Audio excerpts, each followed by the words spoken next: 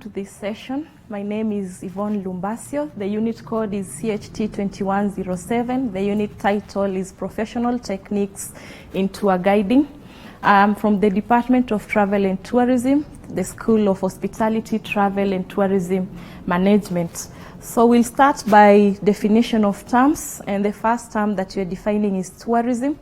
It is the act of visiting different touristic destinations for more than 24 hours but less than 12 consecutive months for different reasons such as leisure, education, adventure, and recreation. Next, we'll be defining travel, the act of moving from one place to another with a specific reason in mind. Tourists, a person who moves away from his or her area of residence for more than 12 months, for more than 24 hours, but less than 12 months for different reasons, such as education, adventure, excursion, etc. Next, we'll be defining excursion. It is visiting a specific destination for less than 24 hours and back to your point of origin. An excursion can also be known as a short trip or a tour. Next, we'll be defining who a tour guide is. Remember, we are doing professional techniques in tour guiding, so it is very important to know who a tour guide is. And this is a person who shows direction and also provides information to the tourists when they visit different destinations at all times. So these tour guides are usually placed at these destinations. When a tourist visits the destination, then it is their work to provide information and give directions on where to visit and where not to visit. Next, we are defining tour guiding. Tour guiding is the act of showing direction and giving information to the tourists when they visit different destinations. So a tour guide usually does the act of guiding different tourists at different destinations, and that's why we are saying tour guiding is an act. It has to be something that is done and cannot be felt but can only be seen. Next is a trip. This is an organized journey to a specific place for a specific reason and is usually for a day by different tourists. A tour guide, it is an organized journey to different destinations for more than 24 hours, but less than one consecutive year as stipulated in the itinerary. It is of importance to note the difference between a trip and a tour. With a trip, you're only visiting one specific destination that is stipulated in the itinerary. But with the tour, you are visiting different destinations as the itinerary will guide you. Next, we are defining what an itinerary is. It is a roadmap or schedule that is usually prepared by the tour operator, which usually entails the different destinations to be visited, the activities to be undertaken, the departure and arrival time, and the date of the tour, which is usually prepared by the tour guide or tour operator on behalf of the tourist. And with itineraries, we have two types of itineraries, the skeleton itinerary and the detailed itinerary. Next, we'll be looking at the qualities of a tour guide, and the first quality is patience.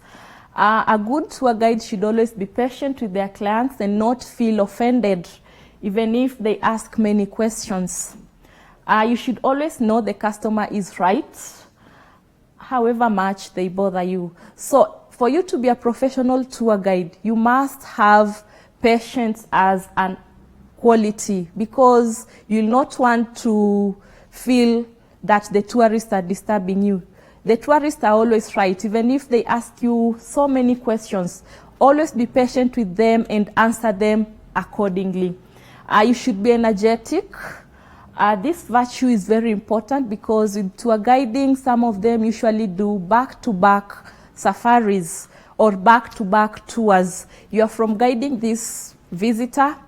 The moment you just finish, you get another visitor. So you need this virtue because of the back-to-back safaris or back-to-back guiding services. This means that you need to be energetic, both physically and mentally, for you to achieve your objectives. You should be organized. If a tour guide is organized and the tour is planned effectively, it usually reduces the effort that are usually incurred when it comes to the logistics of planning a tour.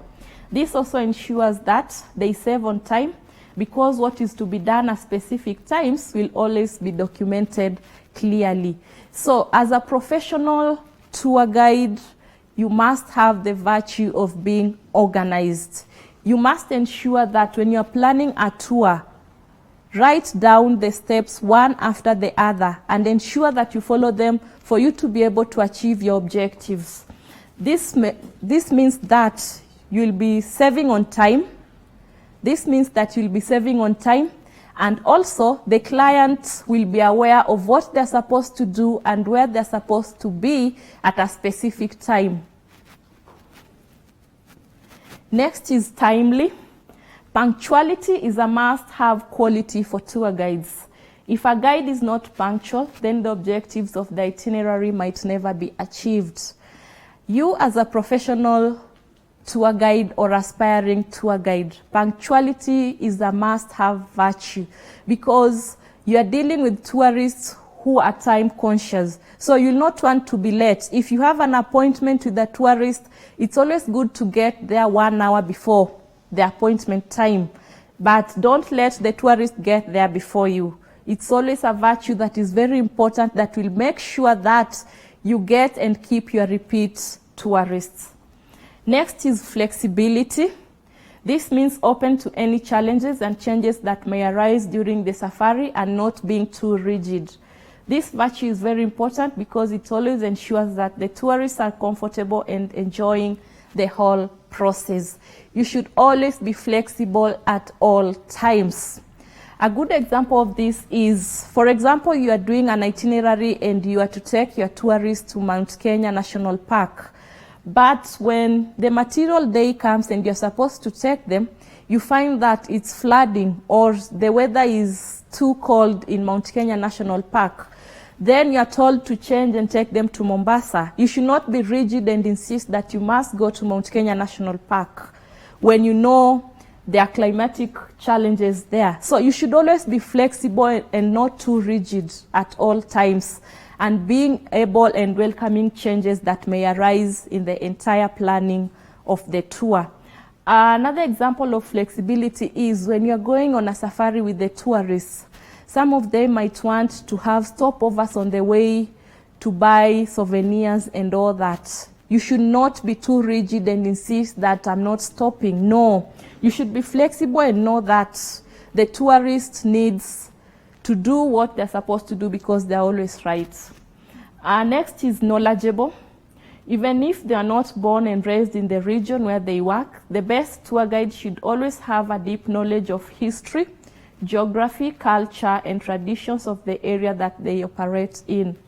Having a great knowledge about the attractions that are found in the area usually makes the tourists to feel their value for their money. Now, as a professional tour guide or aspiring tour guide, you must have the knowledge about the different touristic circuits that are found in Kenya and the specific attraction in each circuit.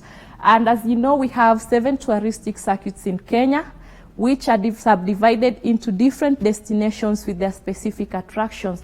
So it is always good to have a tip of all the 7 attractions where they're found and what they have to offer. With this in mind, when you know what you're doing, the tourists will always get value for their money. Next, you should be multilingual. Should have the ability to speak more than one language, which ensures that they're able to deal with at least a variety of tourists from different nationalities. Multilingual simply means that you should be in a position to speak at least more than one language. And when I say more than one language, of course, we have English, Kiswahili, and your mother tongue. But of importance in the tour guiding business, you must know a foreign language. So with multilingual, it's always good to know at least English and a foreign language. And I think as you've been taught in class. Some of you can communicate in French and some of you can communicate in German. Next is good communication skills. This usually ensures that there is no communication breakdown between the tourist and the tour guide. This virtue is important in the tour business because communication is key in tourism sector. Now, you should always have good communication skills and be a good listener. Don't ever interrupt a tourist when they're talking something. Let them talk, explain what they have, and then you can have a chance to chip in. Your communication skills must be up to date because tourism industry is all about communicating. So these skills, you must ensure that they are sharpened. You should be smart and presentable. Ensures that the tourists are comfortable and feel conducive to be on the safari with a specific guide because they are presentable. This is the first impression that usually ensures if a tourist will go on a safari with you or not. If the guide is clumsy, then automatically the tourist will not be comfortable. As you know, the first step before you take a tourist on a safari is usually briefing. Now, the moment you step into that hall to brief the tourists, your first impression matters to them. Are you presentable? Are you smartly dressed, or you're just dressed like any other person? This impression will play a very important role in ensuring that the tourists will go with you on a safari or they not go with you on a safari. So what you're saying is, as a professional tour guide, you must be smart and presentable at all time. Your dress, your clothes must be neatly done, and the way you present yourself from head to toe matters a lot to the tourist. You should maintain professionalism at any given time. Any tour guide should always stick to their codes and ethics that usually govern them, especially when they are on duty. Any mistakes made will always ensure that the tour company goes down. Professionalism is key in the tour business. If you don't maintain professionalism between you and the tourists, then at the end of the day, there is no business that is going to take place. So you should always keep in mind that there is professionalism at work and there is that time to interact and mingle with the tourist. So when you're at work, always stick to the codes and ethics that guide you between you and the tourists. You should be of sound mind. You will not want to give your tourist a mad person or someone who is not okay mentally to take them on a safari, because no tourism activities will take place. Any tour guide should be of sound mind and being able to interact with the tourist in a more manner that is well. Should be reliable, trustworthy, and honest. As you all know, we have those international tourists that usually visit the country with valuable things like money, cameras, laptops, etc. So you'll not want to associate them with somebody that they do not trust or somebody that is a thief. And that's why we are saying you should always be reliable, trustworthy, and honest. And at any given time, you should always speak the truth. If a tourist is on a safari and loses something, you should always say the truth. I didn't see it, or I saw it, but I placed it somewhere for the tourist. So speaking the truth in the tour business will not hurt you. In fact, it will make you more trusted. Next, duties of a tour guide at different destinations. The main duty of a tour guide at different destinations is to act as a link or an intermediary between the touristic destination and the tourist. So it is the tour guide that is usually in between the tourist and the destination. They are the ones that get these tourists for the destinations, and they also market destinations to the tourist. So their main role is to act as a link or intermediary. All the communications between the tourist and the destinations to be visited, they're usually done by the tour guide. They prepare itineraries on behalf of the clients.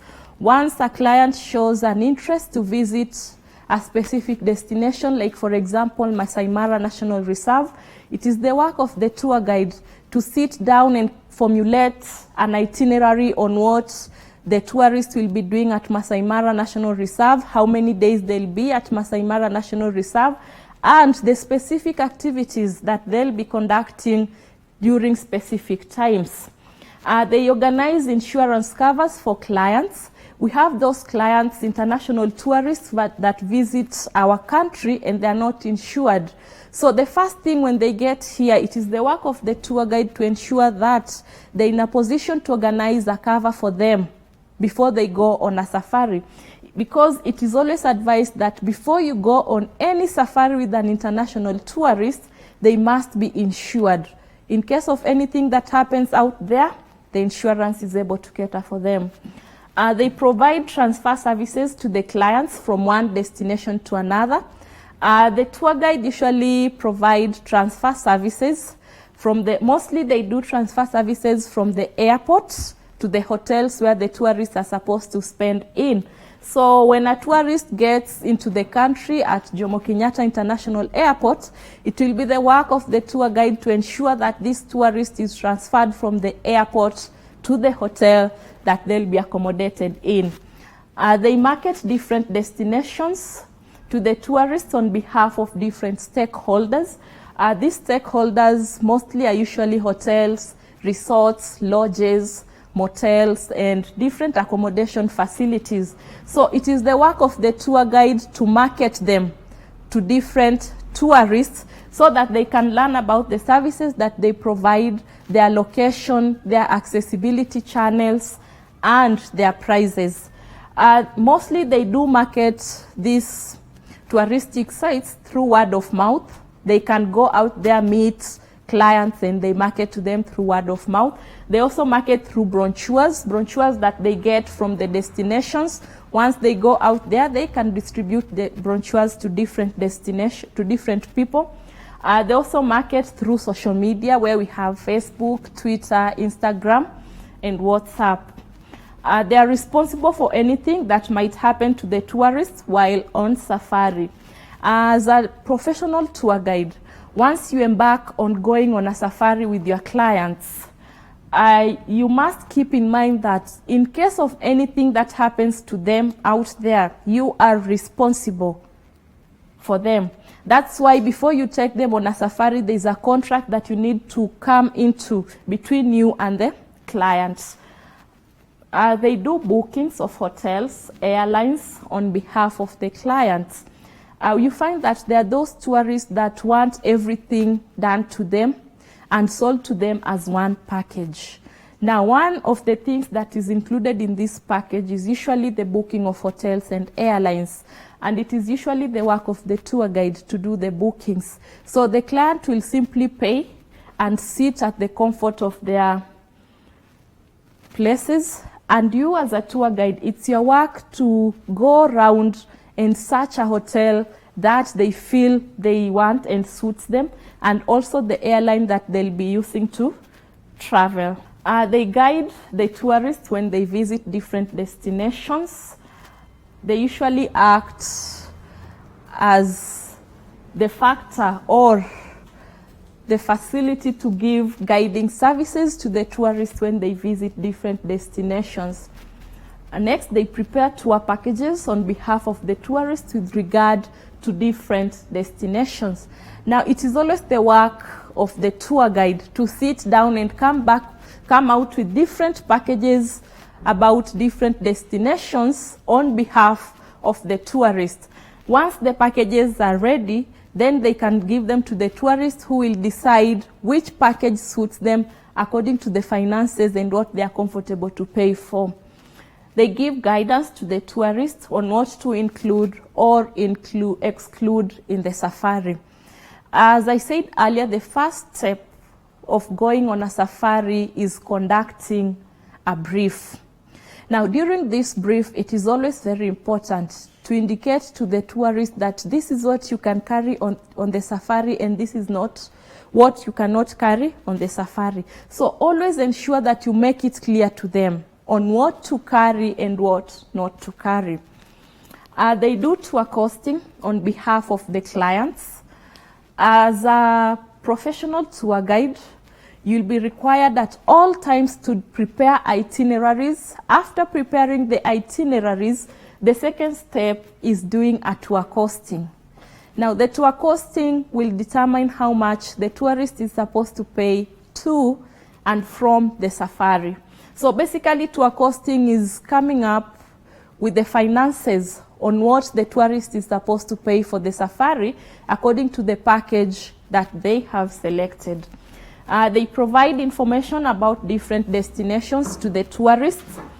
Like for example, right now we have the migration taking place in Masai Mara National Reserve.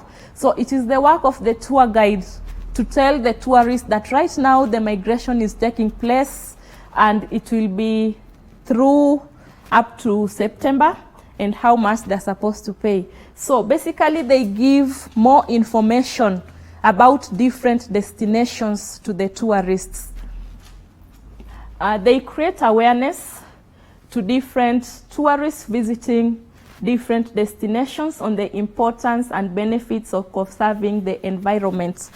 As a professional tour guide, you must be able to conserve and preserve your environment. That is practicing green tourism. So the first thing that you need to do to the tourists is to tell them it's good to conserve the environment and also tell them the importance. As a result, you are creating awareness, hence preserving the environment. And next, we are looking at tour costing and itinerary formulation. When doing the cost of a safari for different tour packages by the tour operator, he or she is usually required to put into consideration the following elements: total cost of the package. The package should be able to compete effectively in the markets, especially with their competitors. Now, when you're coming up with the price for different packages and different destinations, don't overprice and give a lower price. Always look at what the competitors are giving, and that should be the range. Profit made on one package should always be reasonable and not exploiting their clients. Always ensure that when you sell one package to your clients, the profit that you make is not exploiting your clients, because at the end of the day, we want to retain this client to come back. So when we exploit them, they'll not be able to come back. And finally, the package that is formulated should be attractive, because this will attract many tourists to buy the package. And as they buy their package and go on different safaris, they'll be able to experience and feel the value for their money. It is always good to note that in order to get profit for any package, the tour operator usually does a calculation of between 10 to 15% of the actual price. In order to get profit, the tour operator usually does a calculation of between 10 to 15% of the actual price. The total cost of the tour is usually obtained using the following formula. Total costs is equals to actual price plus profit. That is T is equals to AP plus P. We'll go ahead and look at an example of an itinerary and tour costing for the same. And as I said, we have two types of itineraries. We have the detailed itinerary and the skeleton itinerary. So we're going to look at the both. And the question that we're looking at is Hilda and Kelvin, visitors from UK, are intending to visit Kenya from 1st August 2020. Their aeroplane touches Jomo Kenyatta International Airport at 0800 hours. Their interest is Nairobi, Nakuru, and Masai Mara, and they tend to be in the country for 6 days. They will take a chartered flights and also have balloon safaris as one of their activities. So you are required to prepare a skeleton itinerary for them. Then you calculate the costs of the tour given the following logistics. The distance covered is 1,000 kilometers at 400 shillings per kilometer. The chartered flights is 300,000 Kenyan money per couple. The balloon safaris is 50,000 per couple. The question goes ahead and tells you to give your answer in Kenyan money and US dollar. So we are starting with the first answer, which is to prepare a skeleton itinerary. And the first step of doing it is usually to give your skeleton itinerary a heading. So in this case, our heading is Hilda and Kevin visit to Nakuru, Nairobi, and Masai Mara. After you've given the name of the tourists, the places that they are visiting, it's always good to indicate the dates. So in this case, they are starting from 1st August to 6th August 2020. And this is our skeleton itinerary. The difference between skeleton and detailed is with skeleton, you're only giving the basics of the tour. But with detailed itinerary, we are giving every detail and step that they'll be taking in their tour. So on the skeleton, we have day, date, details, and overnight stay. Overnight stay is the hotel where they'll be spending the night. We have day 1, that is 1st August 2020. Arrival at Jomo Kenyatta International Airport at 0800 hours, after which they'll be transferred to the hotel, and they will have a city tour at 1400 hours. After they're done, they'll have their overnight stay at Hilton Hotel on the full board basis. Full board basis means we are giving them breakfast, lunch, and dinner together with accommodation. On day 2, that is 2nd August 2020, they'll have a morning game drive at Nairobi National Park. Later on, they'll visit the Animal Orphanage and Giraffe Center. And they also attend cultural dances at 1400 hours at the Bomas of Kenya. After they're done with the activities, they go back to the hotel, still at Hilton Hotel. And this time round, we are giving them half board. Half board means you're giving them breakfast and dinner and accommodation. Now, the reason why we are giving them half board on day 2 is because during lunchtime, they'll be out. They'll have lunch out of the hotel. So we don't need to charge them for lunch in the hotel. Day 3, that is 3rd August 2020, they'll depart to Lake Nakuru National Park at 0900 hours, after which they'll have a morning game drive in the park and also visit the Hyrax Hill Museum at 1400 hours. After they're done with the activities, they'll check in at Sarova Woodlands Hotel in Nakuru on half-board basis. We are giving them half-board basis on day 3 because they didn't have breakfast in Sarova. They only have lunch and dinner and accommodation.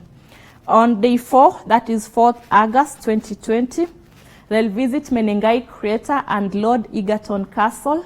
Thereafter depart for Masai Mara at 1400 hours.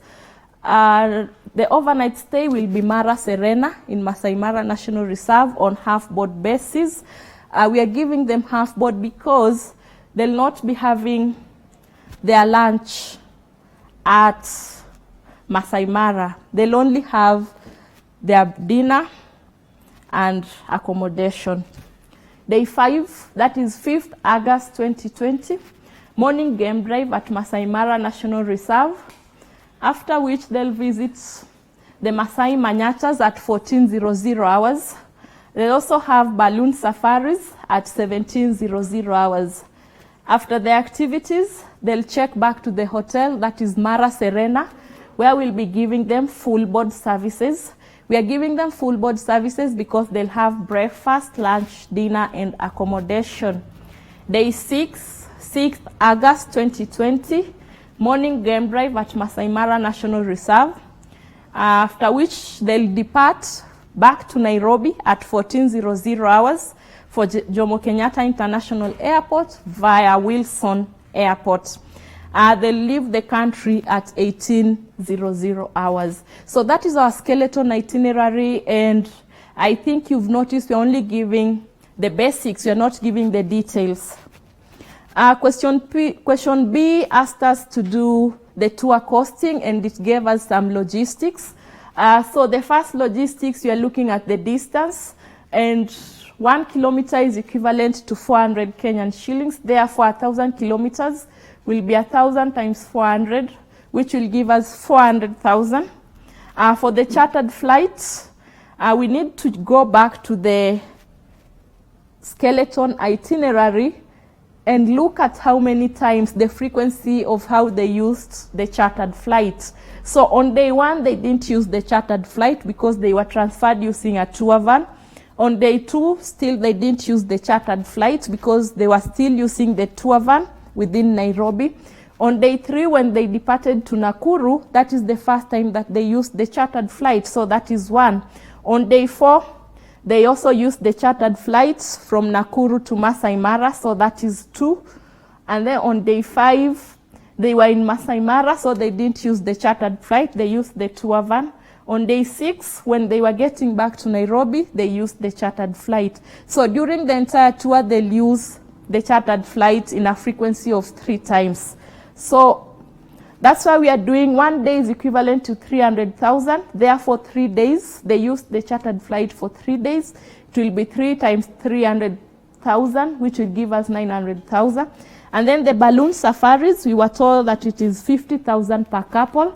They only had the balloon safaris once, according to the skeleton itinerary. So for the balloon safaris, it will be 50,000. So right now we want to get the actual price of the tour. In the distance, we were told that it is 400,000. The flight is 900,000 and the balloon safaris is 50,000. So to get the actual price of the tour, we are going to add 400,000 plus 900,000 plus 50,000, which will give us 1,350,000 Kenyan money. After getting the actual price, we need to get a profit. The main reason why you're in business is to get a profit. So we said earlier on when we were introducing to our costing that profit is usually gotten between a percentage of 10 to 15% of the actual price. So in this case, I decided to use 10% of the actual price, and the actual price was 1,350,000. So it will be 10 times 1,350,000 divided by 100, which will give us 175,000. The formula for getting the total price, we saw that it was actual price plus profit. So we are going to add 1,350,000 plus 175,000, which will give us 1,525,500. So that is our answer in Kenyan money. Remember, the question was asking us to give the answer in A, Kenyan money, and B, US dollars. So that is our answer in Kenyan money, 1,525,500. And then now we need to get our answer in US dollars. Now, most of the times the questions will give you the exchange rate of the dollar of the day. But if the question does not give you the exchange rate, you just assume the rate of 100 Kenyan money equivalent to $1 US. Like in this case, the question did not give us the rate for the day. So we are going to say 100 Kenyan money is equivalent to $1 US. Therefore, we want to get 1,525,000 and 500,000. It will be 1,525,000 and 500,000 Kenyan money times 1 divided by 100 Kenyan shillings, which will give us 15,255 US dollars. Next, we'll be looking at the detailed itinerary. Remember, we said we have 2 types of itineraries, the skeleton and the detailed. The skeleton only gives the basics of the tour, but now when you go to the detailed itinerary, it gives all the details of all the logistics that will be incurred in the tour. And the first step, just as what we did with the skeleton itinerary, is to give our detailed itinerary the heading. Hilda and Kevin visit to Nairobi, Nakuru, and Masai Mara from 1st August 2020 to 6th August 2020.